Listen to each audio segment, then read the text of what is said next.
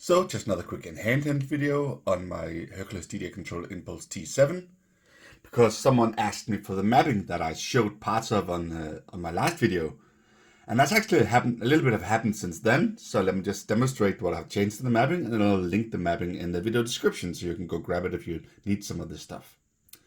So the first thing that wasn't there the last time is that I've actually remapped the parameter down here. That's supposed to change the parameters for the pad section over here.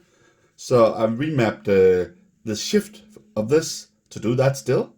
That was before that changed the secondary parameter, so I can't do that from here anymore. But then I've mapped these two to pitch bend.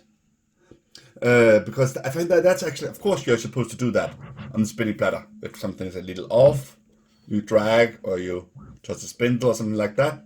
But I find pitch bend to be a little bit easier, and that I've actually just taken it directly from the NS7 controller's pitch bend. So that's the stolen mapping, if you will. So that means now that if I play a track, then of course the play button is supposed to be in time. So, but it never really is, even though it's set to instant.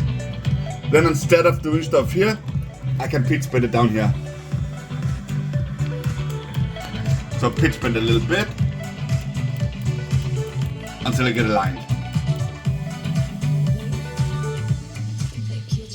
To make it perfect like that.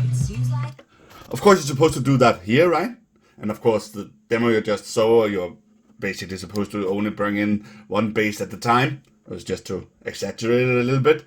But basically, this is now pitch bend, so you could do what I just did really easily without having to be good at doing that up here, which you of course should be able to do because that's why you bought a controller with a spinning platter, right? But still, I'm not using this for pitch bend. Next thing is cueing, actually, because of course cue buttons are temp cues by default, but I find that I sometimes forget to register them as hot cues. So I've gone the version 7 route, really. I've done that before and used an old script by Locodoc that enables the storing of temporary cue. So when you just press the cue button, it actually gets stored as a hot cue. So what it really does is it overwrites the last hot cue that you used.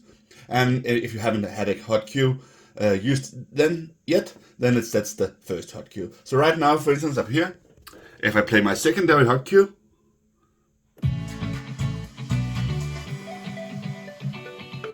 you can see that was probably set in the wrong place.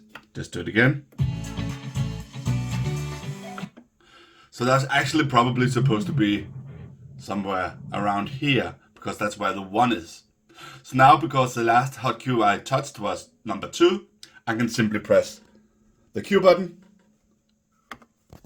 And now the hot cue number 2 has been moved to here. So now hot cue is on the 1, which doesn't have a kick. Like that. So that's storing temporary cue. Of course, that's a little scary if you're used to the hot cues always being there and never changing. But I find it useful. And like I said before, if I load a new track,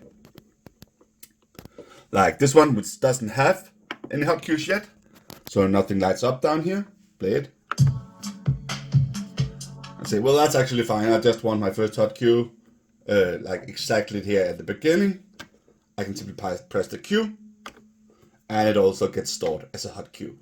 So that's my secondary mapping change that was new, really, from the last time I showed this. And then we'll just go through the rest of them. So up here, this assist prepare, I don't use much, and it's especially not the shift function on it.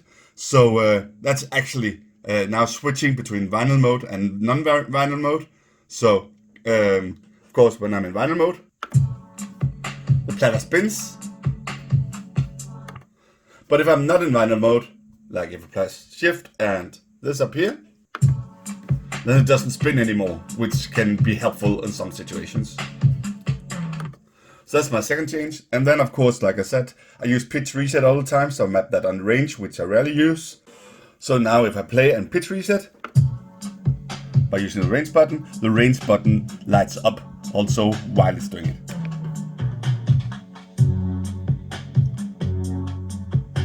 and turns out now. It turns off, now that it's done. And then actually on the shift function on the range button, instead of key lock like it says, I've actually mapped that to pitch lock like I also showed in the last video. So that means that now I can bring back both decks in sync to the original pitch of the triggering deck, if you will. So that lets me do like big BPM changes in sync on the tracks, like I showed in the last video.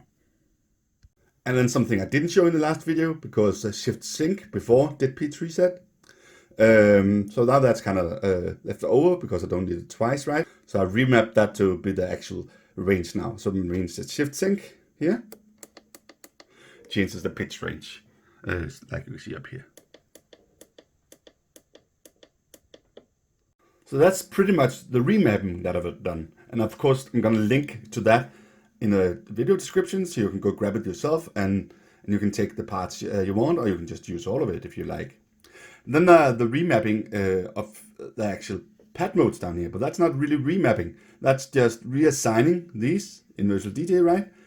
So I'll also link to a video that shows how to reassign that, but I'll just mention what I've done. The only thing I've really changed is the loop 2 button here.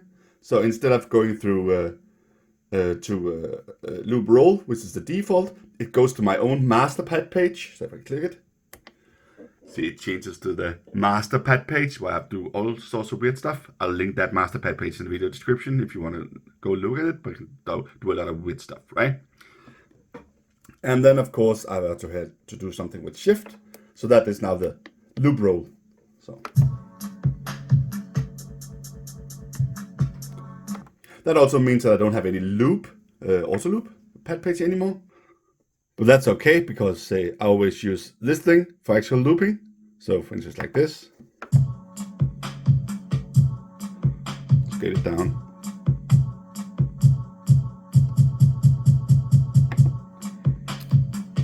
So I don't need the auto loop pad page. So that's basically it. That's all the changes that I've currently made to this. I may use shift sync for something else at some point, because I really don't need the range thingy. I can do that using just on the screen if I really need to. So if I need something else at some point, that's probably one that's going to get slaughtered. But right now, this is how I use the unit.